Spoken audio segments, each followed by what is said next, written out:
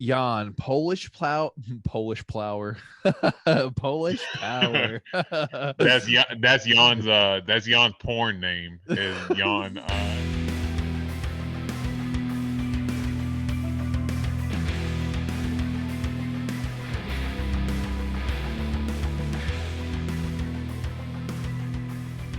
Hello and welcome to the Golden Octagon MMA Podcast. Today's number 23. I am Matt Anderson. On the other side of your screen, you have the reigning, defending pick champ of the week, Dorian Rose. What's up, man? How you doing? Good, man. Celebrating our Jordan episode number 23. So seems like it's we've been doing it a little bit longer than this, but I guess we kind of took a little break in between between times. So. Not every time we do a call is a podcast. Sometimes it's like the post weigh-in show. Other times like that. So, but as far as podcasts, but I mean, just as far as number 23. just as far as this in general, this whole thing, it feels like we've been doing it a little bit. Longer, but excited to be here. Had some great fights over the weekend. I'm still I had some tissues. I'm still drying up my tears from some of the results, but we'll get into that as we go. Indeed. So, as you stated on today's show, give you guys a quick rundown. So up first, we will be recapping UFC 274. We're not going to talk about it too much because it is Wednesday at this point. We've heard about it all week, but we do want to give you guys a quick final few thoughts. We'll be moving down to the state of the lightweight division. That is the 155-pound division, for those of you who don't know. And then dedicated, he has his own segment today, Nate Diaz. We're going to talk about what's up, what's next for Nate Diaz. Moving on down, fight announcements, fight news, upcoming fights. We want to talk about them. We're not going to spend a whole lot of time, but there are a few bangers that I wouldn't mind getting Dorian's opinion on. And then we will be capping off today's show with this weekend's upcoming fight card. Yanez Blachowicz taking on Alexander Rakic. So before we get started, if you guys wouldn't mind, please put a thumbs up on this video if you enjoy it. And if you're not subscribed to the channel yet, come on now, hit the subscribe button and help us out. It's not that hard to do. And if you aren't already, please go follow my Instagram, The Golden Octagon, all one word. I do lots of UFC card and collection content on there if you're interested. But that being said, let's get into it, man. First topic of today's show, UFC 274. The card as a whole, man. It's a good card overall. I didn't mind the card.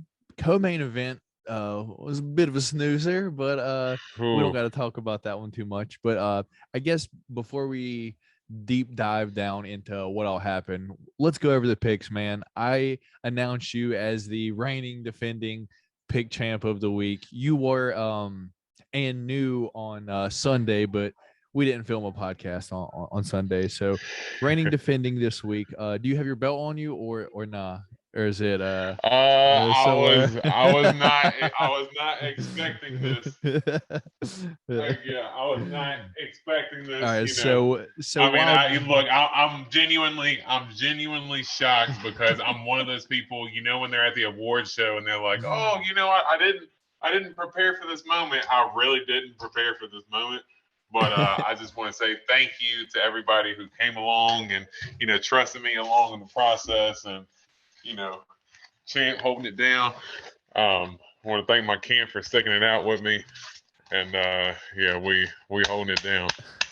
So the reason this guy has this plastic UFC belt over here is because he is the pick champ of the week. We each picked the main card, who we thought was going to win each fight on the main card. And Dorian won this week. The main card, I picked Justin Gaethje. Dorian picked Charles Oliveira. Charlie got that done. Co-main event, we both picked Rose, but we all know what happened there. Carly gets it done via split decision at the end. I don't know, man. I just woke up. I just woke up from that fight. Moving down the card, we got Chandler versus Tony. A sad one, but we did both pick Chandler to win that one. It was a surprising fight for as long as it lasted. And then OSP taking on Shogun. Dorian picked OSP. I was taking on I picked Shogun, but if you watch my post weigh-in picks later on in the week, I did heavily change my pick, but for the official picks, I did pick Shogun. So Dorian gets 3 of the 4 correct this week, missing out on the Rose versus Carla fight. And we all know Cowboy versus Joe Lozon did not happen, but we'll talk about that fight later on in the show. So 3 of 4, Dorian is the pick champ of the week. I'm gonna let you go first, man. Where do you want to start at on the card, and just take off from there? Really, I'd like to start with the main event because I, as much as I was unexpected to get that belt, one of the things that was unexpected was Charles Oliveira to actually miss weight. And there was a guy that I work with. He's a big UFC fan as well, and he actually came in there and told me. He said, "Man, Charles Oliveira missed weight on his first cut." And I said, "Well, what did he weigh?" And he said 155 and a half. And I shrugged it off. I said, "Oh, no, no problem. He's got an hour. He's going to shed that half a pound. He's going to make championship because he's a champion, and that's what he's going to do." And surprisingly, he came back after an hour of attempting to cut weight and still missed the 155 mark, thus vacating the title on the scale, which is something that we've never seen before in the UFC, which is just crazy to think about as far as, how many fights there have been in the UFC, and none of them have ever been surrendered due to a weight miss, and by half a pound at that. So going into the fight, had we made official picks after the weigh-ins, I probably would have picked Gaethje just because the weight miss. And I thought that was going to play a big factor going into the fight for Charles Oliveira. I thought him trying to take that initial hour to cut that half a pound was really going to deplete him going into the fight, and that it was going to mean bad news for when he tries to stand in there and slug it out with Gaethje. But, dude, when Charles Oliveira, the very first punch he connected with, he hurt Justin Gaethje and had him wobbled. From then on out, I was like, okay, Charles Oliveira is completely fine. This weight cut had, nothing to do with zapping his energy or anything. He came right in and he was ready to go. And when Justin Gaethje, he got rocked after that first punch, but we all know that he's game. Cracking him with some leg kicks, hit him with that uppercut and dropped him. Of course, he wasn't going to jump for Charles Oliveira's guard. So then to get back up, they start slugging it out again. But one of the things that I really got to give Charles Oliveira credit for is that no matter how many times he got dropped in that fight, dude got straight up and got right back in Justin Gaethje's face. And even though he was still kind of rocked, was still able to keep the pressure on him until he was able to get the finish. And that finishing sequence, just the jiu-jitsu, dude, it just goes to show how dangerous he is everywhere. I mean, in the striking and the grappling. And he is rightfully so one of the top 4 pound for pound fighters in the sport right now. I mean, he's all action. Dude's got the most finishes in UFC history, and from this point, is only going to go up from here just because the dude's just that spectacular. And now that he trains with that shoot the box team in Brazil, so that's the old team from Shogun and Vanderlei Silva. So Charles Oliveira trains with those guys, and he's getting a lot of that resiliency in his chin from those guys. And plus, he's already got the jiu-jitsu skills, so who's going to really test him on the ground? So that the level that he's on right now is just absolutely just incredible to watch. And dude's top 5 action fighter to watch right now in the UFC. He's absolutely spectacular to watch. For sure. A great fight, back and forth. Like, when Gaethje dropped him 2 times in the first round, I was like, he's got to win this. He can't keep getting dropped like that. But Charles Oliveira has one thing that no one else has in the UFC: the ability to take a standing or laying down 10 count like you would in boxing. But in MMA, that doesn't exist unless you're Charles Oliveira, because no one wants to jump into his guard.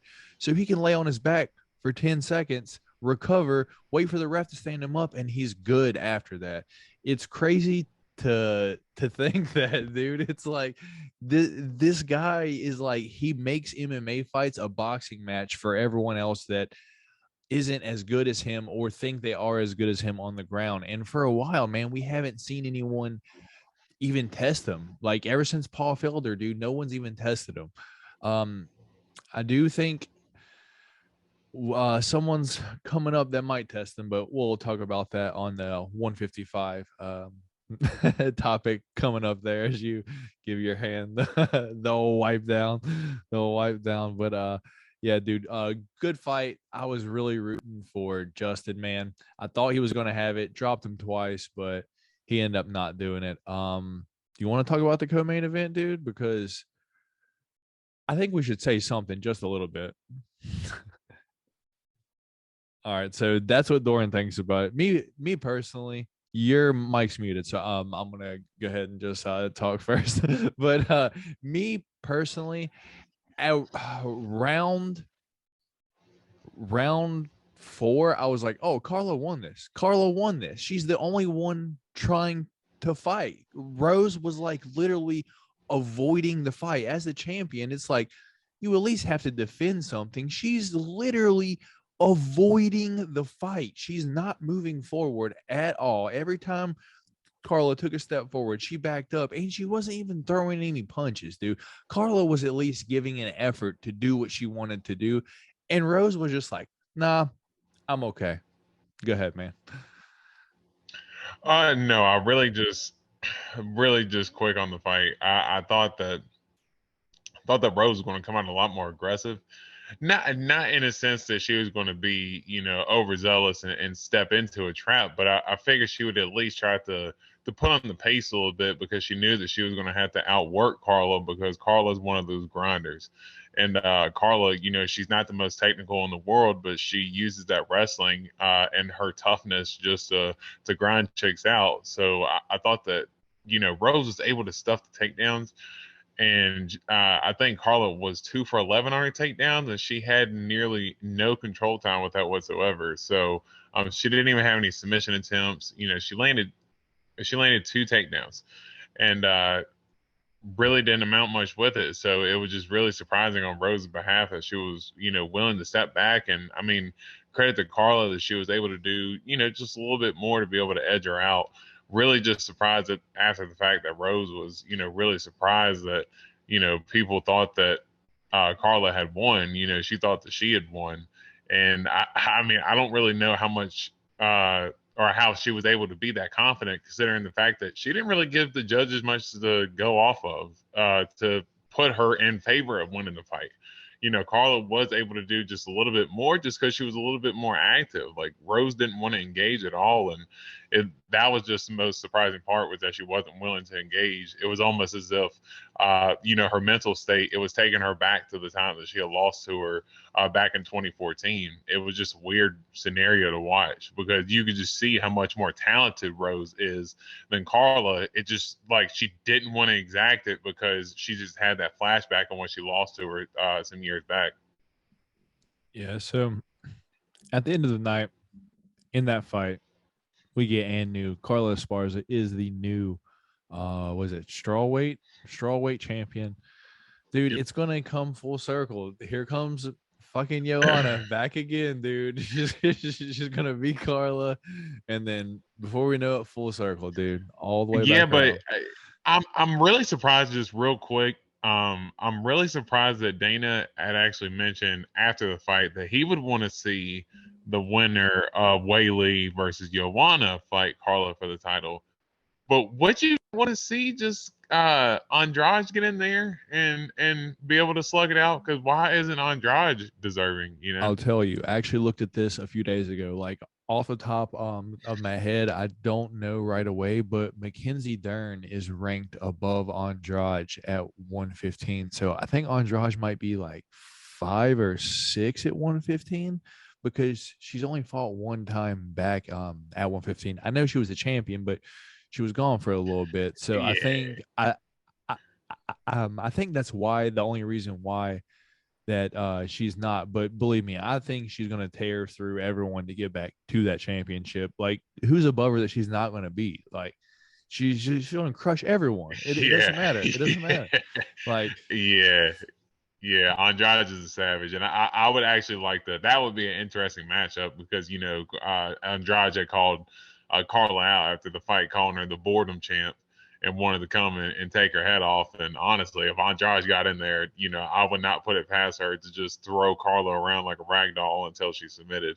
Andrade is that much of a savage, and like you said, former champ. So I wouldn't be surprised to see him throw her back in there, but yeah, Whaley and Joanna, that could be a fun fight too. So just depends on what happens because the strawweight division is actually pretty loaded.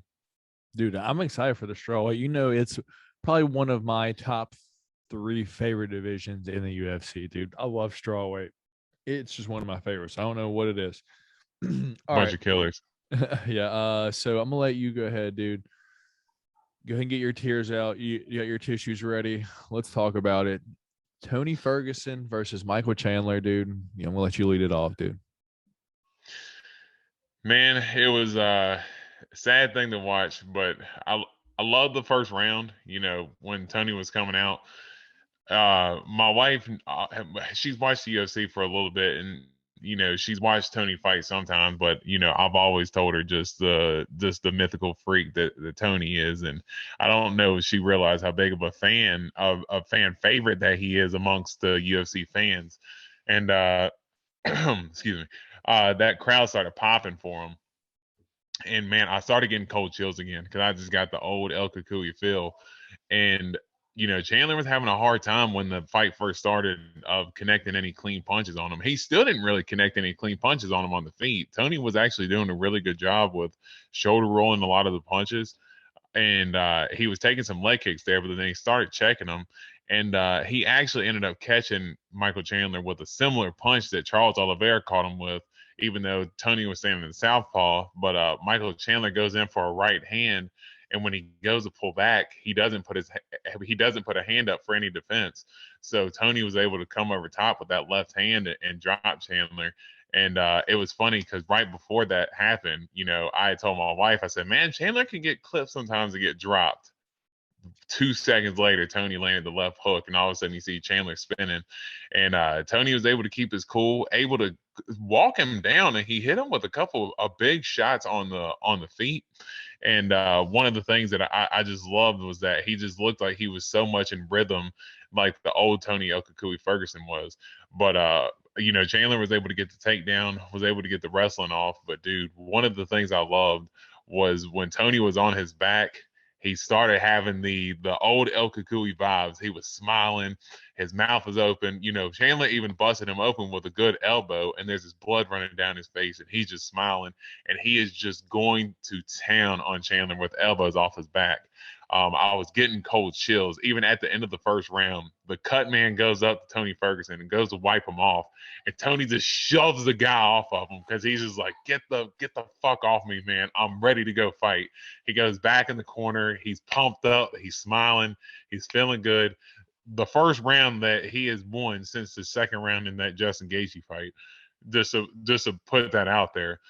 So he's feeling good. He's feeling confident, and Chandler just goes for the home run, man. He just goes for the home run and just takes him out. And to be honest, I actually went back and I've watched it like a couple times now. It's sad, but you can see because Chandler actually likes to throw that front kick to the body. He did that a couple of times in the fight against Dan Hooker, if you go back and watch that fight too.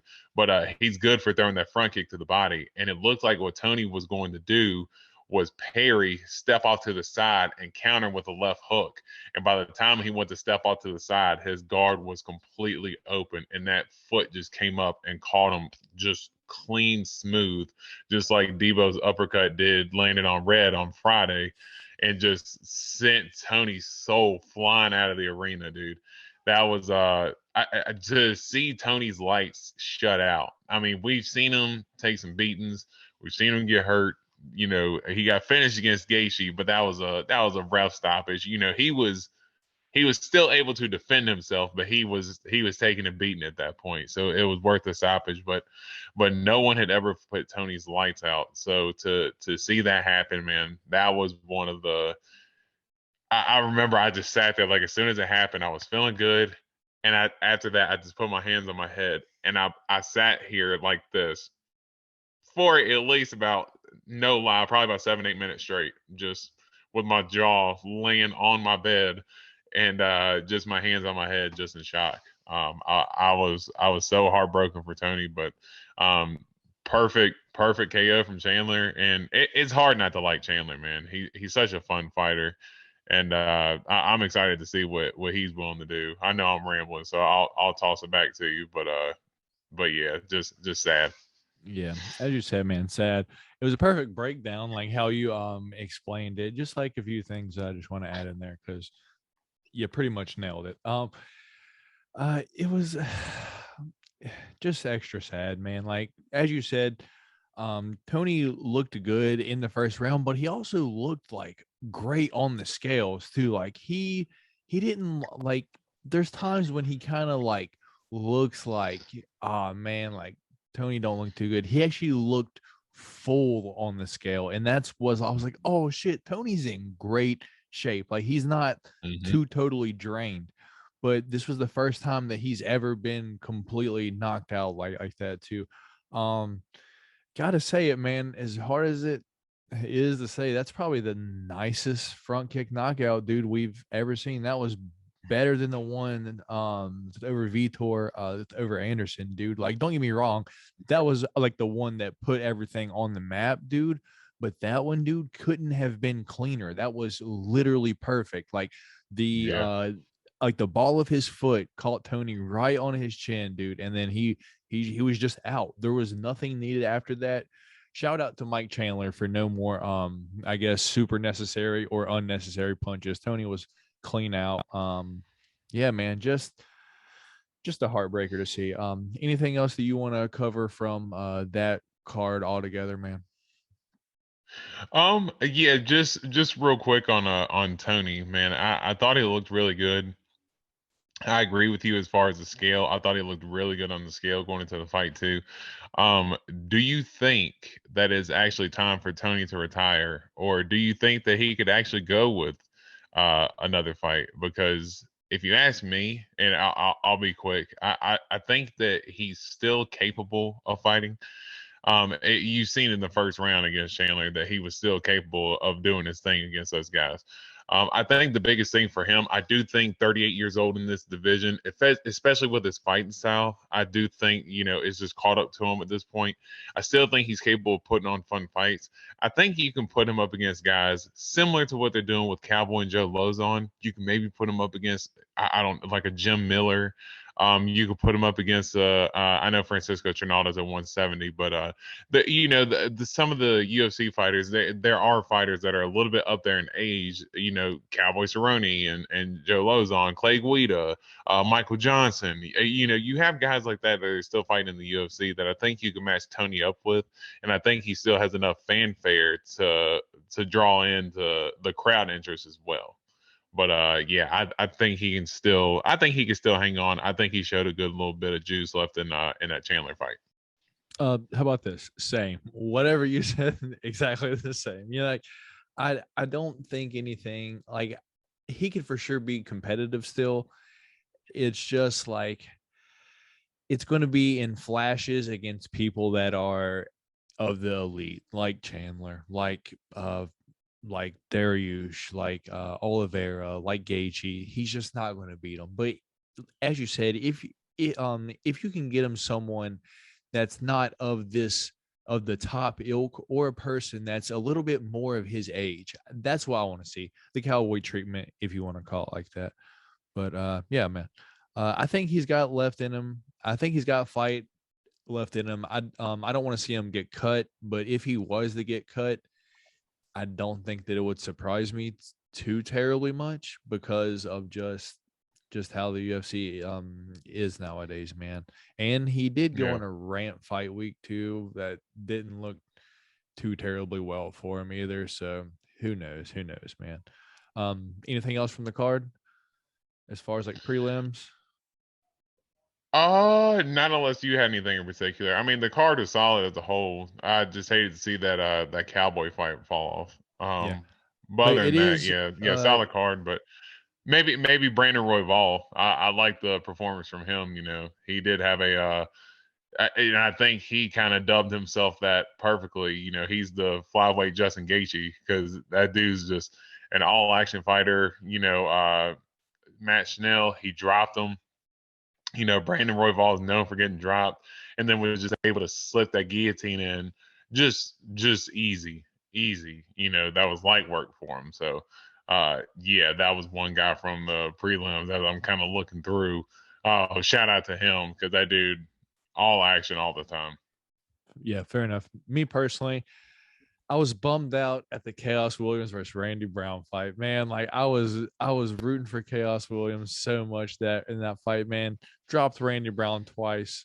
I see how the judges scored that for Randy Brown. I'm just a little salty because it was a parlay breaker for me, man. That was a parlay breaker. Yeah. I thought in that third round, I thought they were going to give it to Chaos because where he dropped him, but Randy Brown did, to his credit, did get back up and actually outlanded Chaos by a pretty significant amount in that third round there after he got dropped. So yeah, he definitely landed more overall. He just got dropped those two times in the first and the third, but that was a pretty fun fight as well. Yeah. All right, man. So that is the recap from this past weekend's fight card. If you want to see more, just put it down in the comments, and I'm sure we can make a video. I highly doubt anyone does because it's Wednesday on the next week now, but it's okay. So moving on down the schedule for today, we're going to talk about the lightweight division, the 155-pound division, where it's at, where it's going. Charles Oliveira, the former champion, is now, I guess, the number one contender to fight. Who is next? If you ask me, I think Islam Makhachev should be next. But apparently, according to Dana and to Joe Rogan, he's got to fight Benny D first, man. So I'm going to pass it to you. Who do you think should fight Charles Oliveira for the vacant 155-pound championship next? Well, see, in my who do I want to see and who do I think is going to be can be two different questions or two different answers. So who do I want it to be? I want it to be Islam Makhachev because just the stylistic matchup. We've seen Charles Oliveira 3 times now go in there with the sluggers of the 155 division, the hardest hitters, the action fighters, and the guys that can wrestle. And Dustin Poirier has pretty good jiu-jitsu, not on the level of Charles Oliveira, obviously, but he's a black belt himself. And we've seen him go in there and take shots from the best of them, get knocked down, get back up, and do his thing as far as finishing the fight. The stylistic matchup with him and Islam just intrigues me so much with Islam's wrestling. Just that top control those guys operate with. And the thing that's going to be different from a matchup with Islam and Charles Oliveira as it would be with Khabib and Charles Oliveira is that Islam is actually a pretty slick striker, and he's a pretty crisp striker. So I do think that he's going to present a lot of problems to him. If they are to fight at some point, I think at this point they have to. And honestly, I can see it going that way because I know you say you didn't listen to much of the post fight, but listening to Dana's comments, he said he wanted to do Beneil Dariush versus Islam Makhachev, but he said that Joe Rogan pulled him to the side and actually said, no, you need to do Islam versus Charles Oliveira. So Dana had actually said that, anything's pretty much on the table right now. And if you look at the state of the lightweight division right now, I mean, I think really the only guy that's deserving of the next title shot, you can maybe say Chandler just because he's the only guy up there coming off a win that's in the top 5. That's not Islam, but other than that, I mean, who else would be more deserving than him or Beneil Dariush? And I guess you could say you could let them fight it out. But why wait that long? Because you're going to put Charles Oliveira on ice for so long because they're going to hold Islam out for the Abu Dhabi card in October. So I think I would like to see the Islam fight more than anybody. I mean, I think right now you have two glaring options. You have Islam, and you have what's going to make a lot of money, and that's Conor McGregor returning to the 155-pound division and maybe knocking out Charles Oliveira, man. I mean, he gets hit. Maybe he gets slept like Aldo got slept, dude. I don't know. I think personally it should That be reach Islam. is going to be different with Aldo. But sorry, go ahead. I don't know, dude. That's the only two options, though. Yeah, is you have Conor and you have Islam. I don't see who else there could be that they're going to try to put it in there personally. I mean, you could say Chandler just because where he cut the promo. The But UFC seems to really beat like him. him. He literally just beat him though. Like, I, I and like he know, but just what I'm saying is, finished him. Like he didn't just beat him by decision. He literally just finished him. well, and all they have to do is just replay the clips from that first round, and they'll show where Chandler had Charles Oliveira on the ropes multiple times, and Charles Oliveira came back and won. And they'll just say that they're going to run back one of the biggest action fights of 2021. You know, and I don't know how many people could be too mad about that. So, I mean, if it's me, I would rather see Chandler than Conor, but I know at the same time the UFC wants to make money too, and if that's what Charles Oliveira wants and Conor's ready for it, they could very easily put that together. Indeed. All right, so let's talk about the lightweight division not involving the champion or Charles Oliveira. Man, there's a lot going on right now. One thing that just stands out was you kind of pointed it out. Michael Chandler's, but is it the Octagon interview, like the post fight? Yeah, like the post fight interview, cut a hell of a Yeah, promo. Called out how many people? Like how many people did he even? Gaethje, Oliveira, Conor. Yeah, You called know, out he went on a roll. called out them three people, and then yeah, dude. So who do you think that if it's not Oliveira, who do you see Chandler fighting next? Well, you know, kind of going through the lightweight division, the only person that, well, I don't want to say the only person, but you know, I seen him and Poirier going back and forth at one another. Honestly, I would really like to see a fight with him and Beneil Dariush, because I think if Chandler really wants to get back to the title fight, I think that, you know, for me, I think he still needs to win at least one more. I know he said after the Dan Hooker fight, you know, he's not here for a long time. He's here for a good time. So he's going to want to try to capitalize on a UFC title sooner rather than later. So I think for him, a guy that's going to get him there is a fight with Beneil Dariush. Beneil Dariush is the action fighter as well. He's one of those guys. He's willing to go out there and bang it out. He's got pretty decent wrestling, but Chandler has a really good base, so it's going to be really hard to take him down. And I think that's a fight that can turn into a slugfest. We've seen Beneil Dariush get into fun fights with Jakar Close, and he had a pretty decent fight with Carlos Diego Fajeda, where he, even though that was more of a grappling fight, he still had a pretty good fun fight in that one as well. The fight with Scott Holtzman. So he's had a couple fights where you know, that it's action worthy, and we know you put Michael Chandler up against anybody, and it's going to be fireworks. So as far as who can actually be next to challenge for the title, you know, whether it be Islam or Charles Oliveira, I think you put Beneil Dariush and Michael Chandler in there. That's fireworks. You could put that on like a feature bout or a co-main event on like a pay-per-view, and I think that would do really good on a card. I hear you speaking a lot about I like the lightweight division, but I do hear you leaving out one name that recently returned that I kind of feel like people are forgetting about. RDA, man. What's up with RDA? Where do you see him fitting into this whole situation? Well, he's still got the fight with Fiziev right now, so I do think that, you know, they still got that to play out. One of the things that I was actually thinking about the other day was, you know, the winner between that fight, you know, they could be put up what is RDA 5-6 in the division right now? I don't have it off the top of my head, but I believe he's like top 6 in the division. If I could guess, I would guess 5 to 7, something like that. Yeah, he's within that range, within like the 5 to 7 range of the division. Him and Fiziev, the winner of that fight, could very easily fight maybe either Dustin Poirier or Justin Gaethje. Especially if RDA is able to go out there, he put it on Renato Moicano pretty good, even though Moicano took the fight on short notice. And then he put it on Paul Felder pretty good.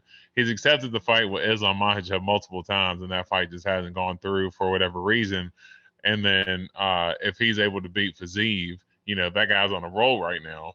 So if he's able to beat Fiziev, I think you could very easily put him up there against one of those top guys. And if he's able to beat one of those guys, I think he could, very well fight for the title. Because Dustin Poirier as well is one of those guys. He likes fighting the long tenured guys in the UFC. And I think RDA is one of those guys he hasn't fought yet that he's wanting to try to put on his resume. So you could very easily put him up against Poirier. Personally, right now, I'd like to see Michael Chandler versus RDA. I think that's a good fight.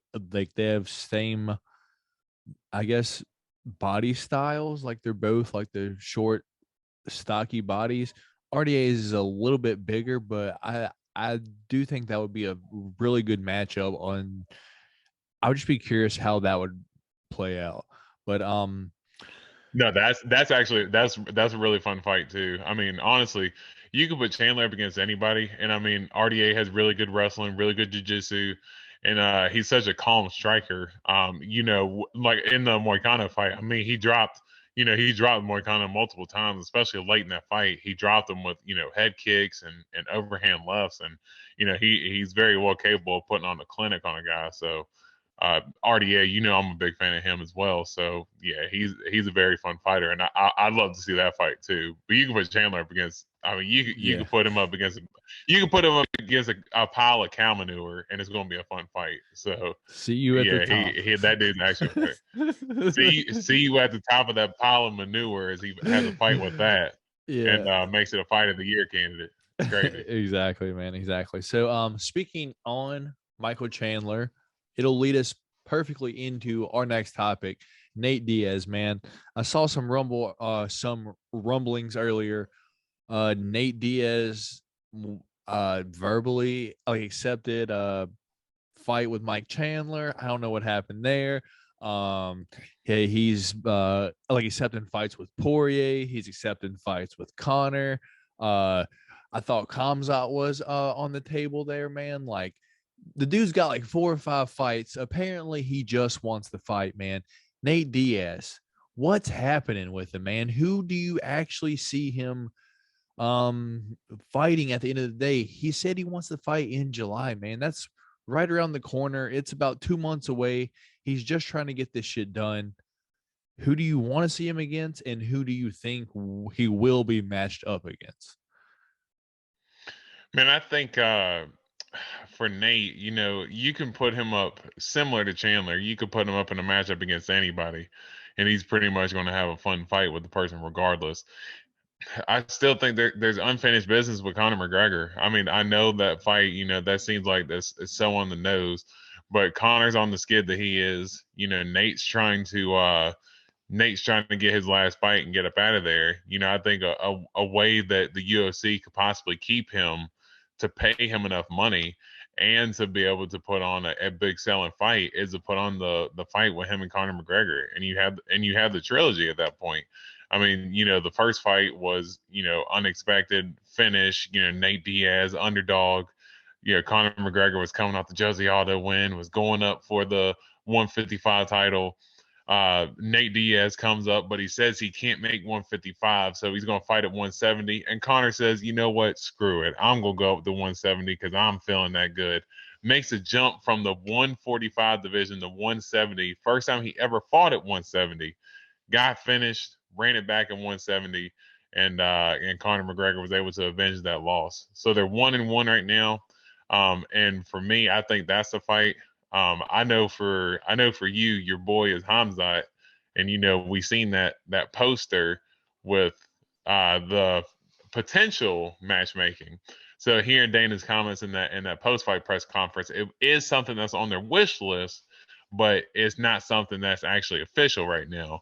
And but knowing that, is that a fight that you would actually want to see is Nate versus Hamzat? Um, I'll get there. Personally, I like the Nate versus Poirier fight simply because it was made before. Conor versus Nate, dude, I'm to the point now where it's like, dude, y'all just talk so much shit. Like, y'all could have fought multiple times, like already. Like, it's a huge money fight. I'm kind of over it already. It's there. Like, if it happens, cool, but like for some reason I just don't see it happening. Like, because if so, like they would have made this shit like already multiple times. The reason I don't see it being made is because of the question that you asked me of the Kamzat thing. This is the last fight on like fucking Nate's contract. So I like the UFC is not going to want him to go out on a dub. And even though Conor's Conor, dude, I feel like Nate could be a favorite in that fight. If he goes in there, beats Conor in his last fight of his deal, dude, that's going to make him even bigger to end off his contract. But you give him the Kamzat, dude. I'm a Kamzat fan. I think Kamzat would crush him within a fucking round without a doubt, dude. I could see it happening. I don't want to see it for Nate. I would like to see him kind of get a winnable fight, like to ride off into the sunset with, whether that being Chandler, Poirier, or Conor. I would prefer either of those three, but it looks like it's kind of leaning toward Kamzat, man. And you know what? It is what it is, man. It is what it is. That's how the sport works. Let's go Kamzat, dude. I don't. For me, I just don't see how in any way Nate Diaz accepts the fight against Hamzat. I know he's came out on Twitter and said that he would, he would take the fight, but comes it or whatever he called him is hurt and McGregor's hurt, blah blah blah. But one of the things I was saying as far as the UFC being able to keep Nate Diaz with the Conor McGregor fight is a lot of times when fighters are coming up on their last fight and they end up working up a new contract, they'll work more money in, but they'll add more obligated fights to the contract. So I don't know what number of fights that would be on a Nate Diaz contract, but I think a fight with Conor McGregor will be able to generate enough money to where you can pay Nate Diaz for what he feels that he deserves and still be able to keep him because you're able to pay him from the McGregor fight.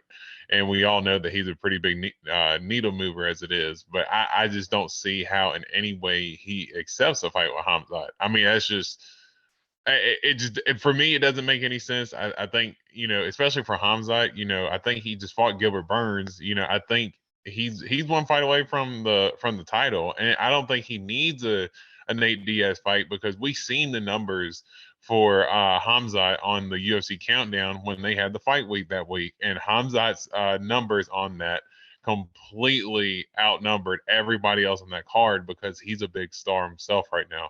I don't think he needs that Nate Diaz rub. I just think he either needs and he could get a similar rub like that from Colby Covington, who has turned into a pretty big heel.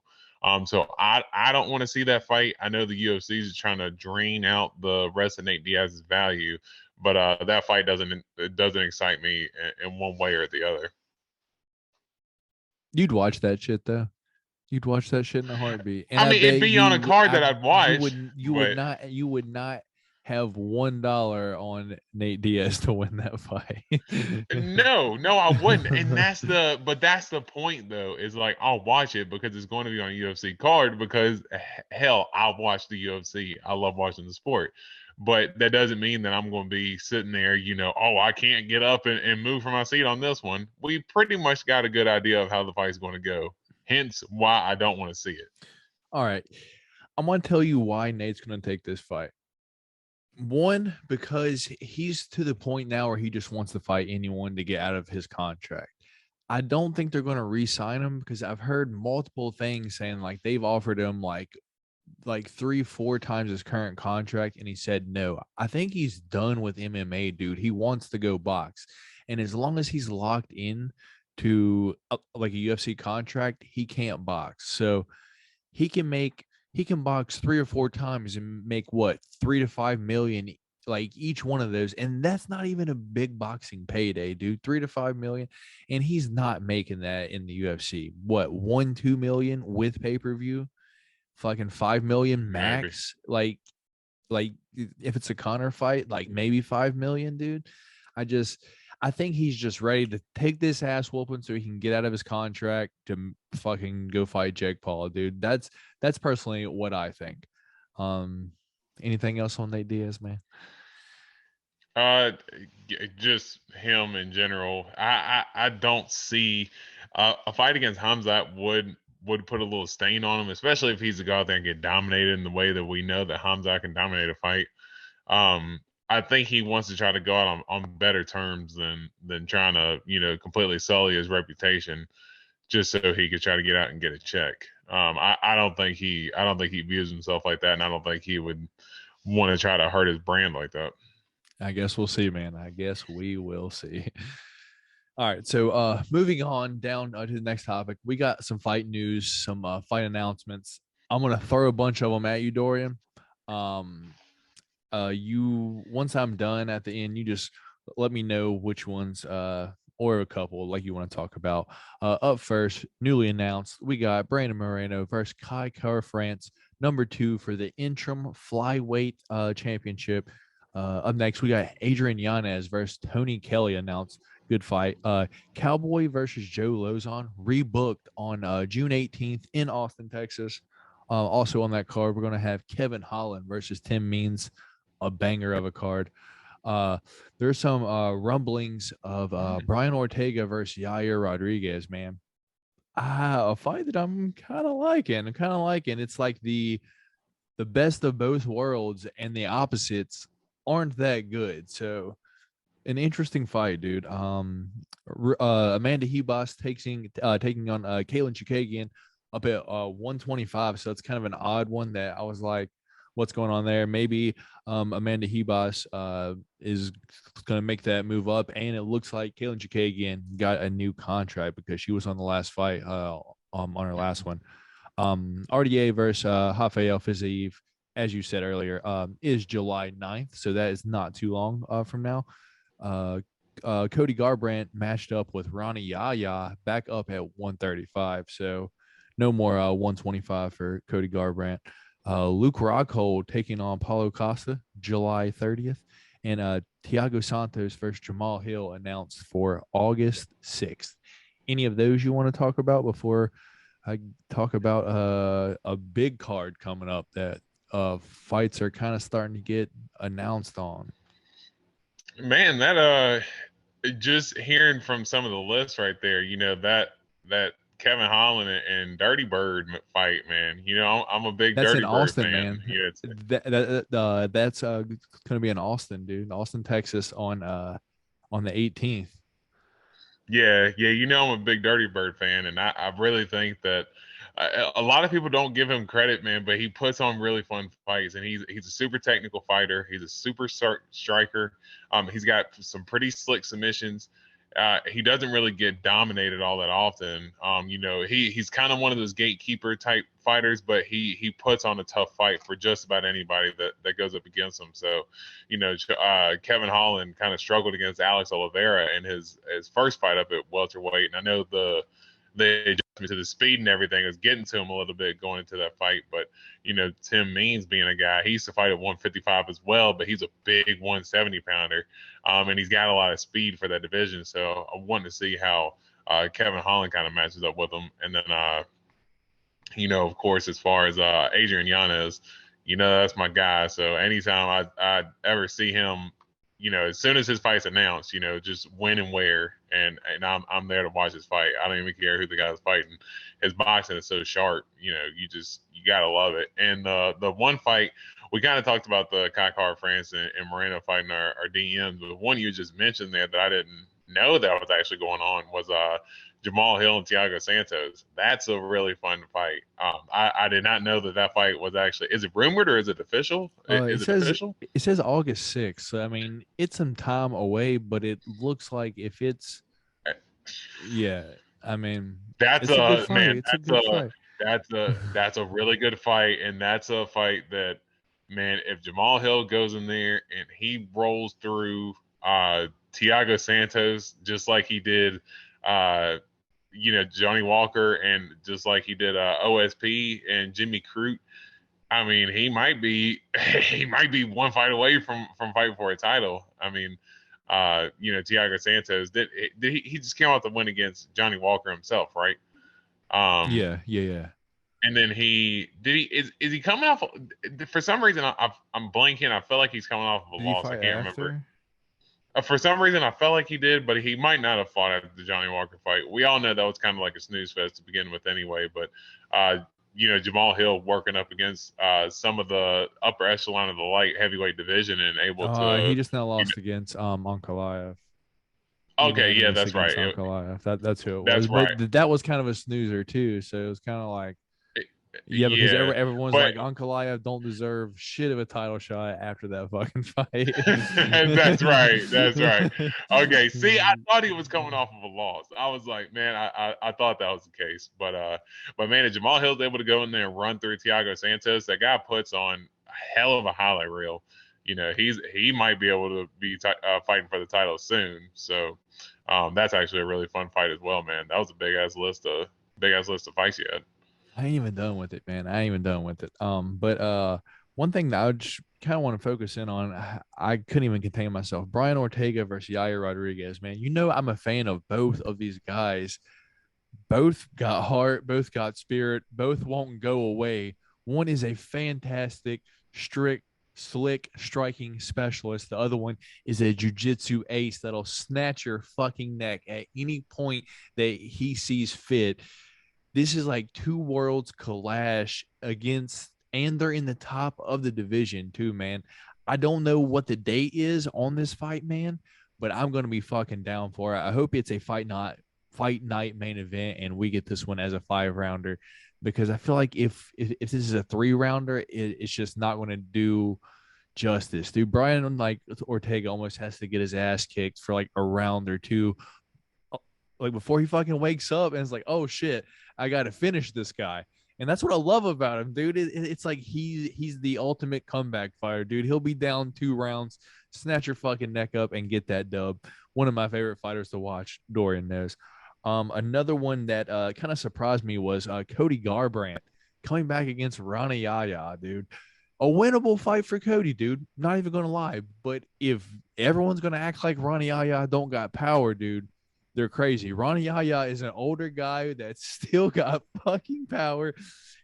It's like an awkward power, too. He's like a 135-pound Benil Dariush, like, if you will. Slick subs and just got these just weird looping hook power shots it'll fucking sleep you. And it wouldn't surprise me if Cody got slapped by Rani Yaya, man. It's that old man strength. That's what it is. It's the old man strength, dude.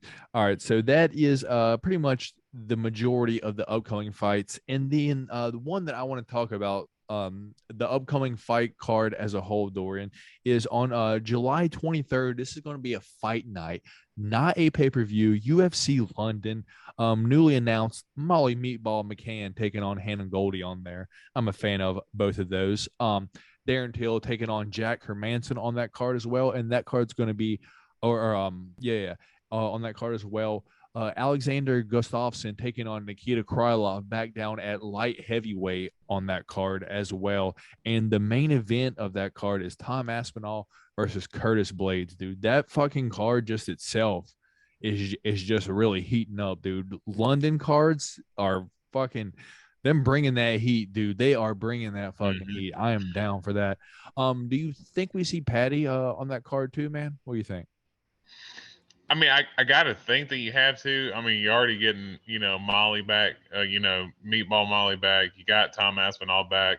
As you said, they got Darren Till. They're working back. I mean, I gotta think, if there's anybody else that's missing from that card is Paddy Pimblett. And I know that when they had their last trip to London earlier in the year, that was one of the best cards of the year so far as all the performances on there.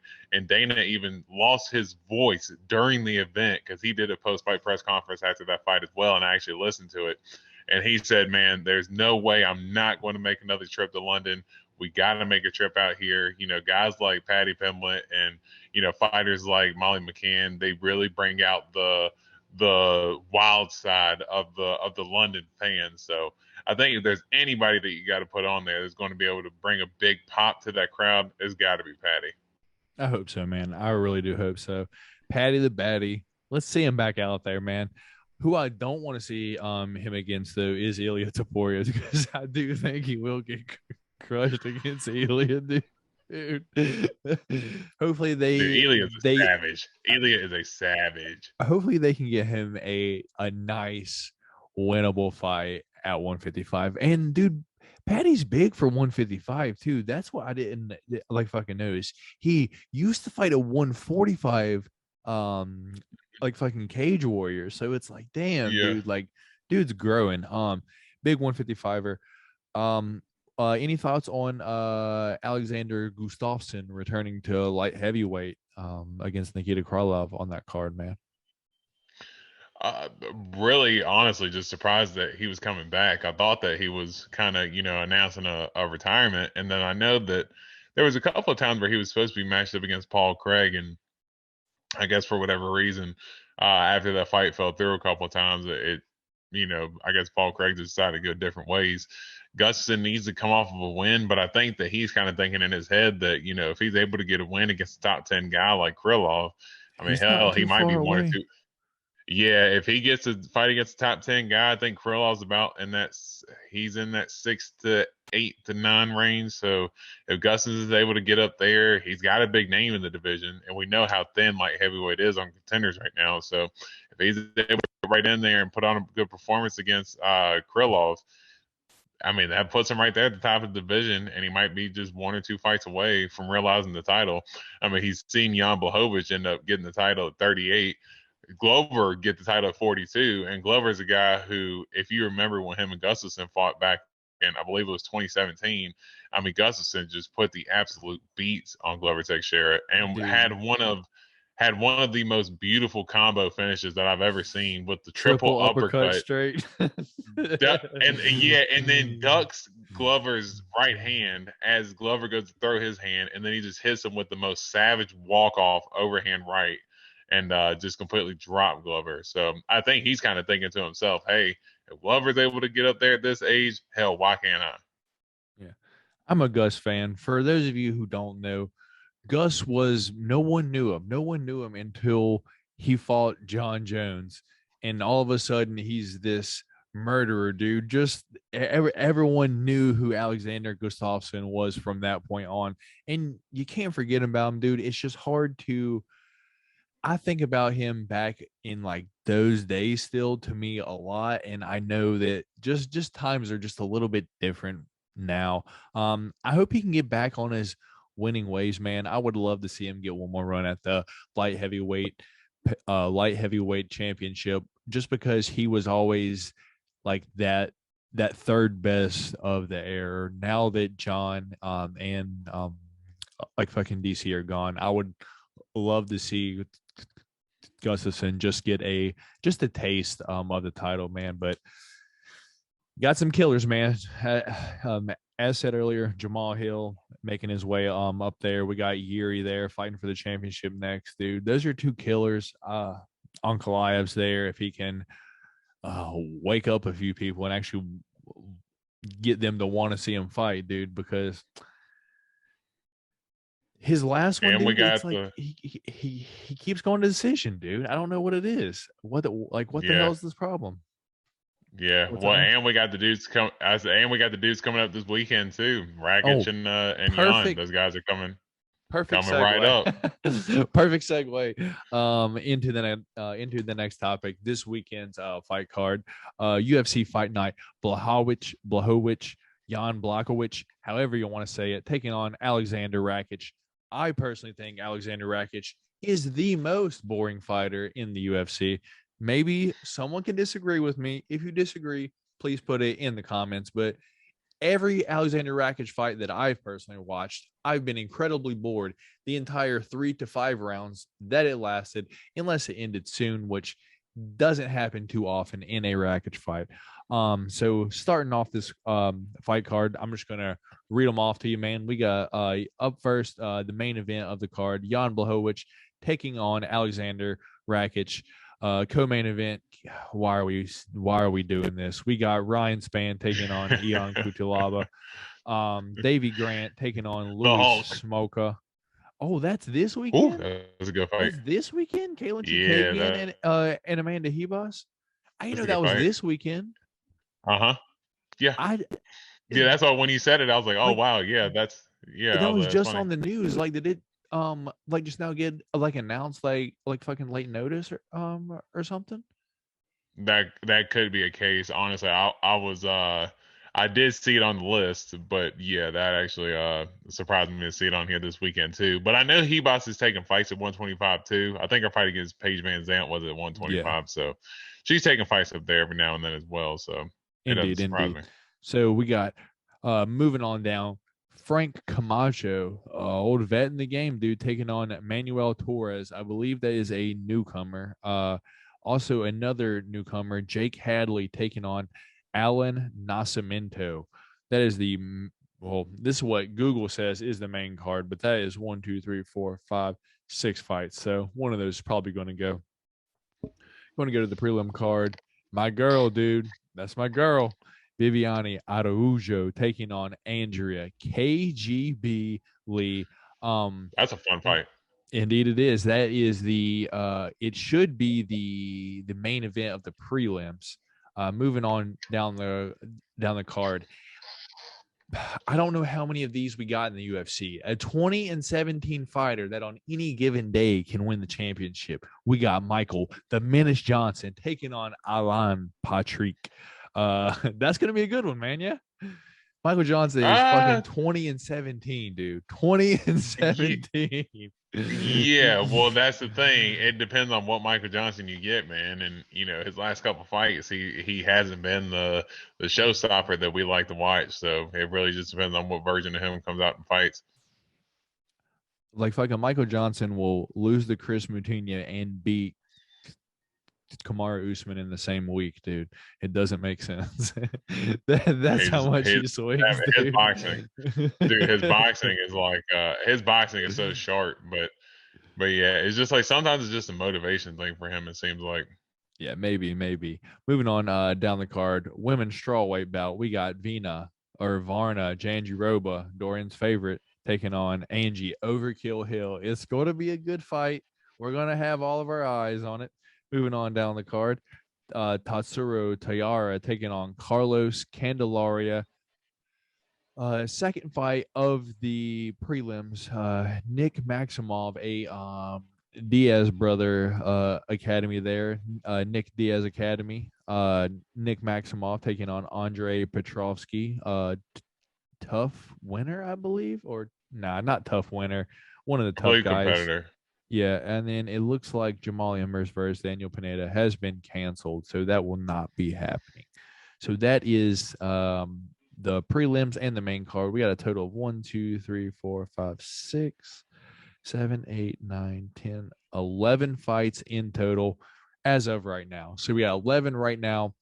Not too many for this upcoming weekend. It is a later fight card. It does start at prelims start at 7:30 this upcoming weekend, man. So it looks like you'll be able to catch all of them for the most part. So look at that. Yeah, that's a little bit of a surprise. Yeah, usually they start at like freaking 4 p.m. So I got to come back and watch all of them on on the ESPN Plus app. So I got to be honest, I've looked at this card at 0 until right now, and as I'm just like reading the names, dude, I'm more of a fan of the prelim card than I am the main card, first of all. And I just want to say this is like it's a hardcore fan's like delight. Like if you know the people, like if like if you watch like on the regular, you know who these people are, and you realize like this is a pretty good fight card. There's some decent fights on this card, and I'm just going to throw it out there. We might be able to make a little bit of money this week because we do know so much about these fighters, man. Anything stand out to you that you just want to point out before we, I guess, make any picks or anything? Well, for me, my guy Davey Grant, man. That dude can put on, highlight reel knockouts, Left hook can put Larry, on highlight baby. reel fights. That dude, that body head combo, that right to the body, left over the top. That's one of my favorite combos when we play UFC. And watching him, that dude's all fireworks. So I'm pumped to see him fight. And one of the fights as well on the prelims, and I'm sure you're probably going to talk about it as well, but I just want to talk about it a little bit from one perspective is Viviani Adiojo versus Andrea KGB Lee. Dude, that's a really fun fight. And KGB here as of late, dude, she hasn't been really getting a lot of respect on her name, but that chick, she's so game, bro. And I think that's going to be a good matchup style wise because we know Viviani can crack. We know that she can put the wood on girls, but we know in that Chikagian fight, she kind of gassed out, and Chikagian was able to kind of outpace her in the third round. Andrea Lee's got a pretty damn good gas tank herself, so I want to see as far as her. She's got versatile striking, she's got good jiu-jitsu.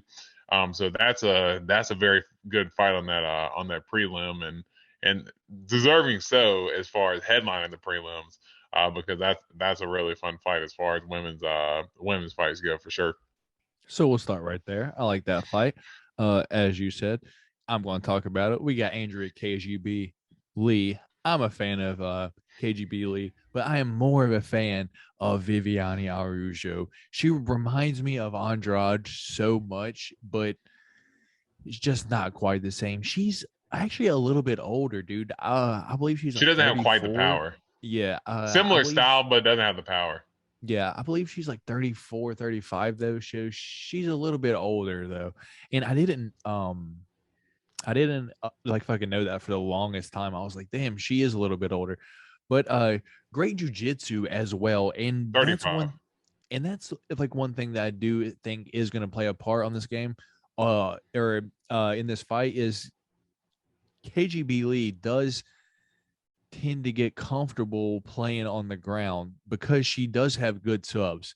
But Viviani isn't Antonina Shevchenko on the ground. And I think she might find her demise there if this ends up on the ground. If this stays on the feet, man, I could definitely see KGB staying at her distance, hitting her with those teep kicks. Dude, she was crushing Calvillo over and over and over.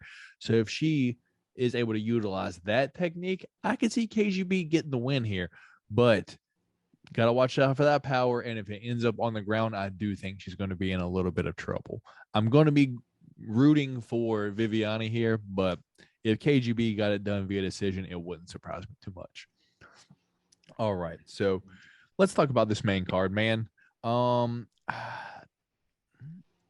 about this? Let's do the 4 main fights on the main card, and then let's do that main I'd like that main fucking prelim pick because I'm not sure if these last 2 are going to be happening on that main card. So up first, let me get my pen ready. We got Jan Polish Plower. Polish Power.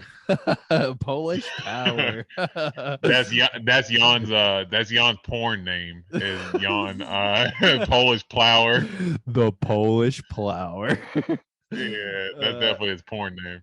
Oh, goodness gracious. Hopefully he does not leave his Polish power in the hotel room this week, dude, and he can get Rakic out of there. Man. But so we got Rakic versus Jan Blachowicz here, man. I personally think Jan has got the power to get him out of there, but Rakic is so fucking boring, man. He's so fucking long. I could for sure see this going to decision and Rakic maybe getting the decision, dude. I'm hoping, this is what I'm hoping. I'm hoping that Jan is able to land enough body kicks at distance to just make enough of effect in the judge's eyes just to get the dub. I'm rooting my heart out right now for Jan Blachowicz to win this weekend. It's going to be a close one. I'm going Jan. I'm going Jan this weekend. Man, really surprising because I know, we're both big advocates of Alexander Rakic being the most boring fighter in the UFC. And I'll tell you, I think it was his win over Greg Ledette. He had a fight against him on, it was, I can't even remember what prelim card it was now, but it was back in like 2018. And I swear, after watching him, sorry, I had to cough for a second. But I swear after watching that fight, I said, you know what? I'm not watching early prelims ever again because that guy literally bored me out of that fight that much. And I was like, I am not sitting here wasting my time watching these boring ass fights when I could just be doing something else. But he's technical. He doesn't get in a lot of danger. He's big. He's powerful. He's well-rounded, so I can understand, you're in the fight game to hit and not get hit. And I do understand. I'm not expecting him to stand in there and slug it out.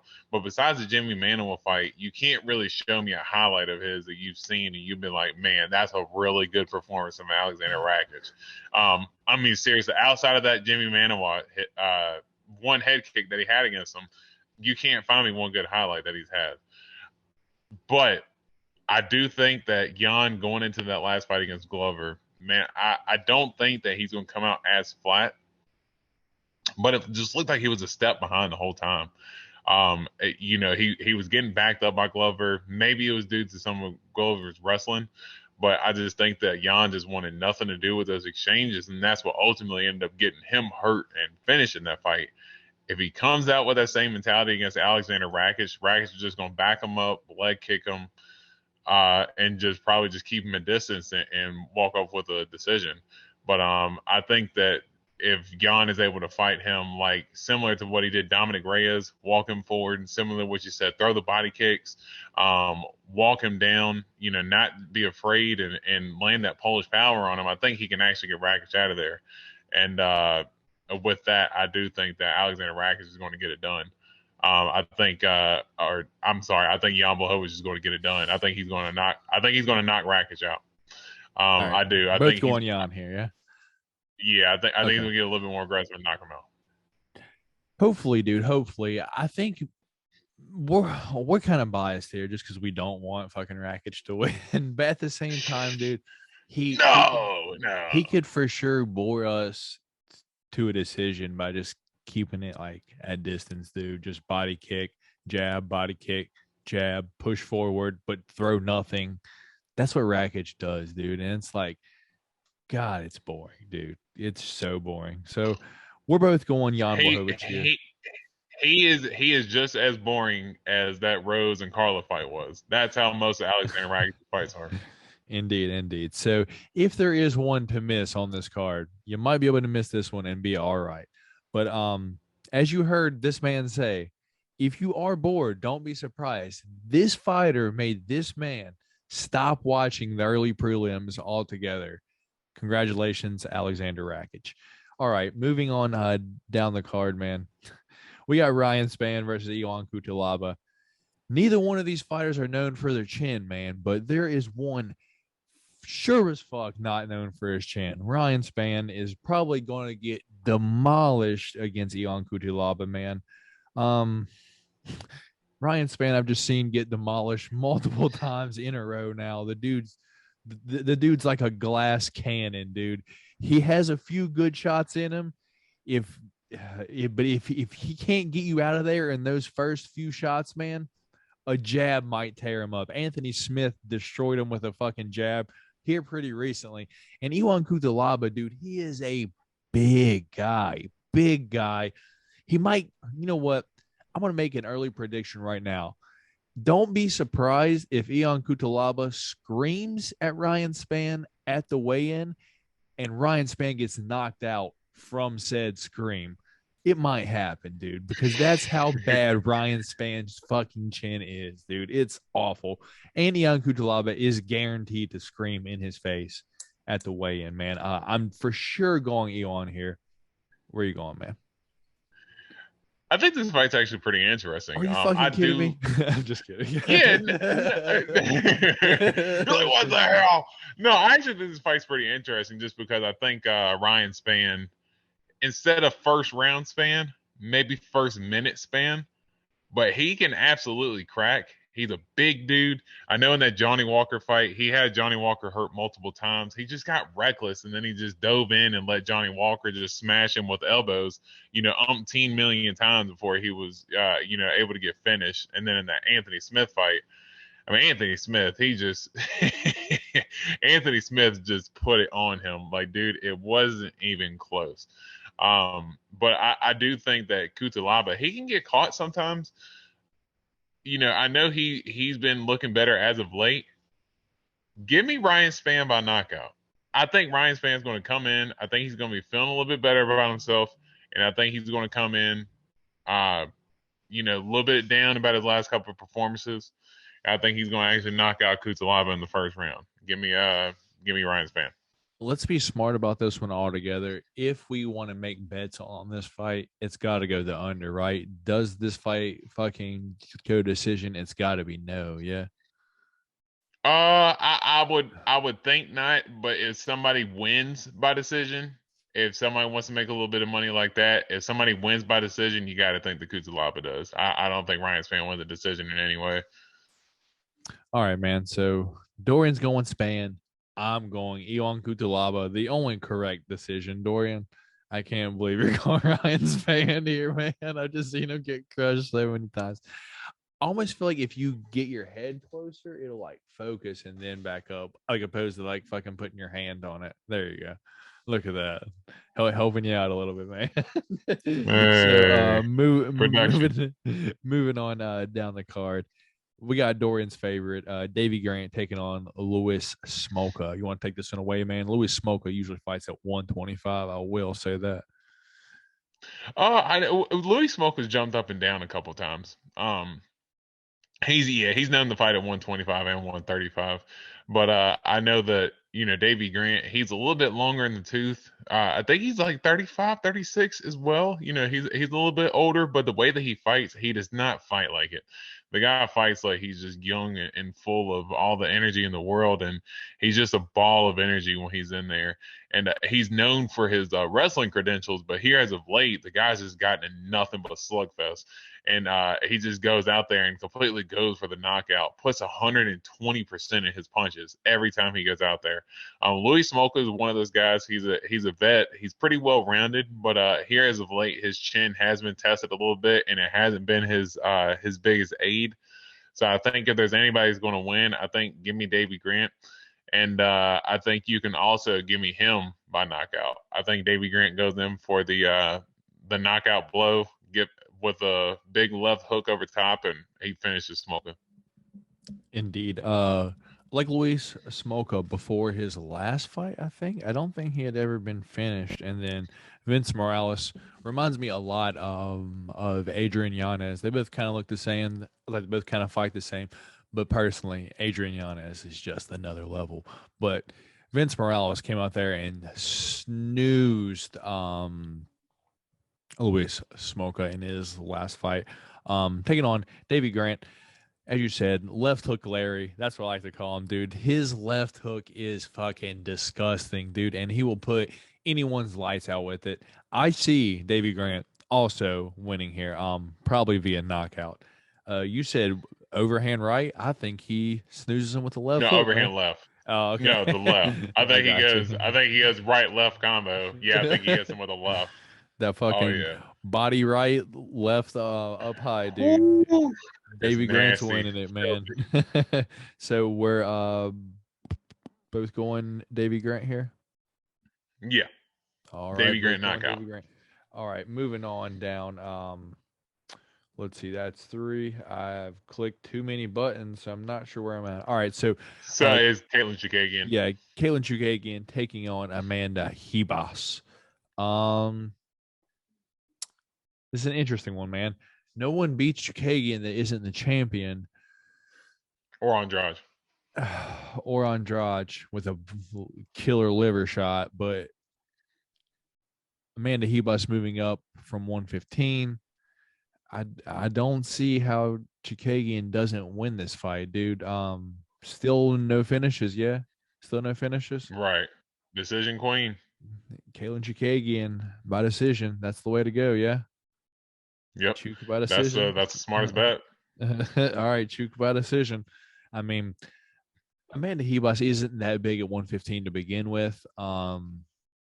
She has had a little bit of trouble making weight, but 125 is literally 10 pounds more. It's a lot of like weight, like fucking difference. So that being said, dude, Chukagian is massive at 125. Hebus is a normal 115er.